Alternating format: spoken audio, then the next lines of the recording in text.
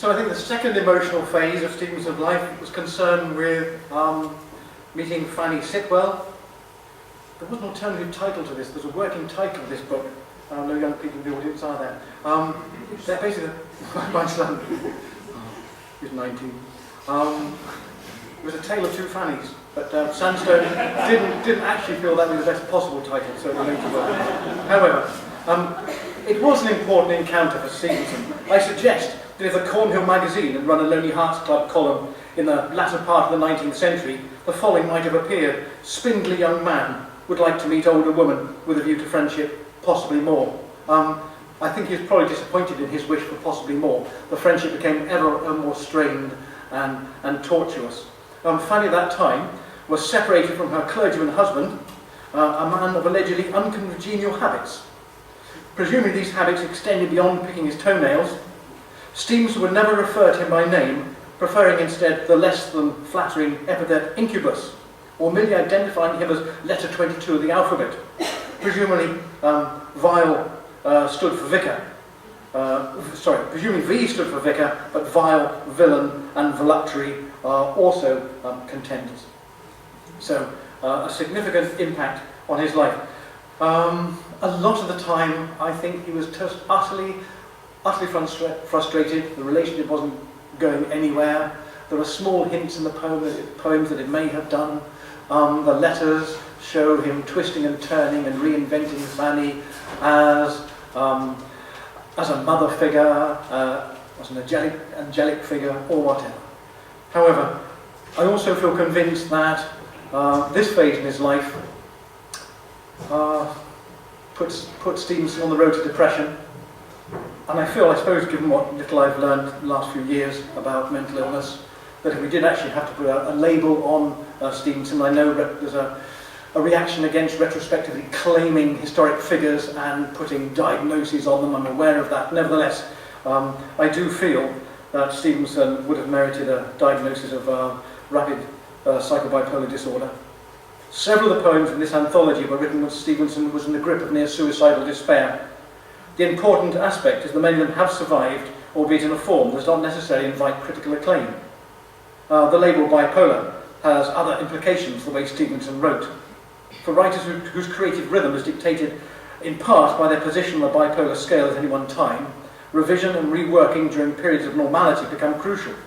This in turn would explain why so many of Stevenson's love poems have been through multiple drafts to the extent it's often difficult to identify their original subject.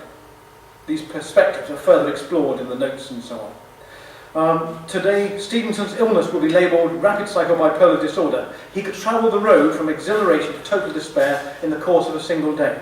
J.H. Stewart noted, if his mercurial temperament leapt up in the sun, it plunged as quickly to zero in the shade.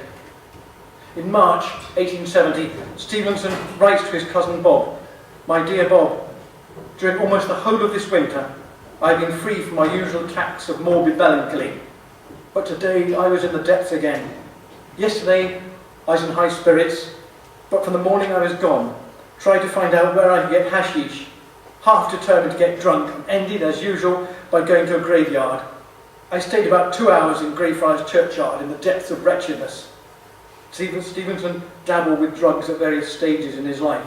The idea of self-medication to offset the effects of mental ill health is not a new concept.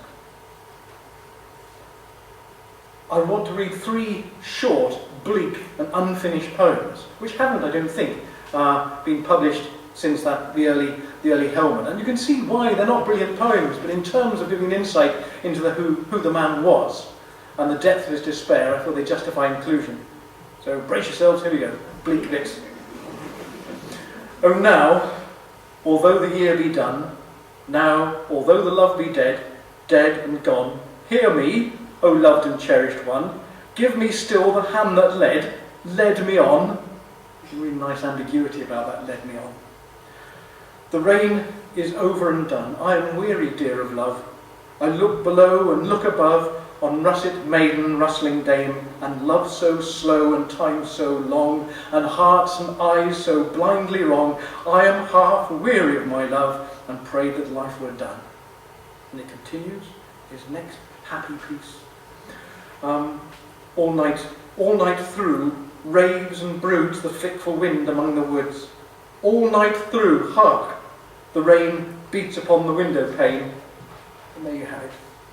And still my heart is far away, still dwells in many a bygone day, and still follows hope with rainbow wing, adown the golden ways of spring. In many a wood my fancy strays, in many unforgotten maze, and still I feel the wandering, and the manuscript breaks off there. And I think that in itself speaks legions. And finally, in this bleak bit, there, where the land of love, grown about by fragrant bushes, sunken in a winding valley, where the clear winds blow, and the shadows come and go, and the cattle stand and low, and the sheep bells and the linnets sing and tinkle musically between the past and the future, those two black infinities, between which our brief life flashes a moment and goes out. So, a long sequence of poems like that. However, if we just move back a few years, a lovely poem called Over the Land is April. Now I said that we were more of Sarah Curtelli, and that's for the simple reason that Sarah has written music for this poem, which Maureen will sing. So this is a world premiere. What do you think of that? And it's not too bleak.